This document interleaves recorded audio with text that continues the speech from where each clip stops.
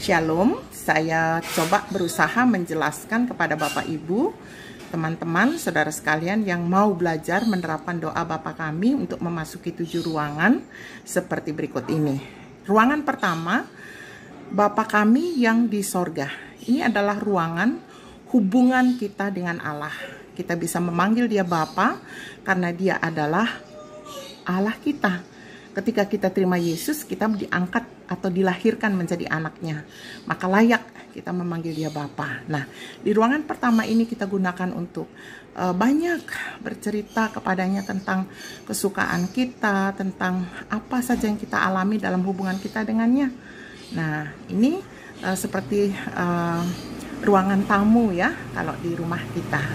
Lalu, kemudian kita masuk ke ruangan yang berikut, yaitu ruangan yang kedua dengan frase dikuduskanlah namamu. Ini masuk dalam penyembahan, kita beribadah kepada Tuhan. Di sini kita bisa menyanyi, di sini kita bisa menyebutkan nama-namanya, Jehovah Rafa, Jehovah Jireh, Jehovah Shalom, ya, dengan arti-artinya. Jadi di sini akan terbukti sejauh mana kita telah mengenal dia. Sejauh itulah kita bisa menyembah dia. Kalau tidak, setiap hari sama saja. Seharusnya ada perkembangan dalam penyembahan kita kepadanya. Kalau kita menggunakan pola ini. Karena di bagian ini, di ruangan ini kita akan terus mengumandangkan nama-namanya. Dia penyembuh, dia tabib, dan sebagainya. Ya, ini ruangan yang kedua. Sekarang kita masuk ke ruangan yang ketiga. Datanglah kerajaanmu. Datanglah kerajaanmu ini adalah ketuhanan. Kita memanggil dia Tuhan, tapi seringkali kita tidak mau taat kepada dia. Dia punya otoritas yang besar, melebihi segala-galanya. Tapi hidup kita tidak mau taat kepadanya. Nah, dengan berdoa Bapa Kami, kita selalu disadarkan bahwa dia adalah Tuhan kita. Dia di atas segala-galanya. Biarlah dia yang berkerajaan, dia memerintah hidup kita, dia memerintah keluarga kita, dia memerintah di dalam kantor kita, dia memerintah di dalam jemaat kita, dia memerintah di mana saja kita berada dalam bangsa kita. Nah, jadi semakin banyak orang Kristen yang memahami ketuhanannya Allah kita, semakin dia akan tekun mendoakan bangsa dan negara.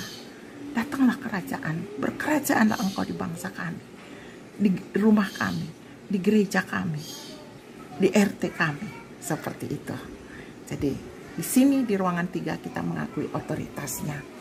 Dan langsung kita masuk ke ruangan yang keempat. Nah, ini menyangkut hak anak. Biasanya kita paling hafal di bagian hak anak ini. Jadi doa kita biasanya langsung melompat ke sini setelah kita sebut Bapa Kami. Padahal masih ada hal lain yang kita harus buat. Nah, di sini nih kita sudah paham. Di sinilah kita naikkan semua doa kita apa saja. Apa yang kita perlukan, makanan, minuman, dan sebagainya. Semua keluarga kita, semua pekerjaan kita, apa saja yang kita butuhkan ada di sini. Dan Bapa siap untuk memenuhinya.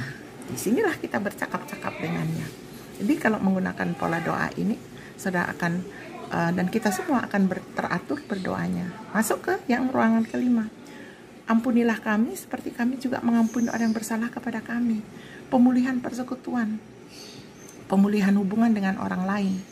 Jadi kita sadar bahwa ketika hubungan kita dengan Allah sudah dipulihkan, Tuhan sudah ampuni kita, Allah juga mau kita mengampuni orang lain sehingga terjadi hubungan yang baik, mesra satu sama lain, sehingga orang-orang tahu bahwa kita adalah anak-anaknya.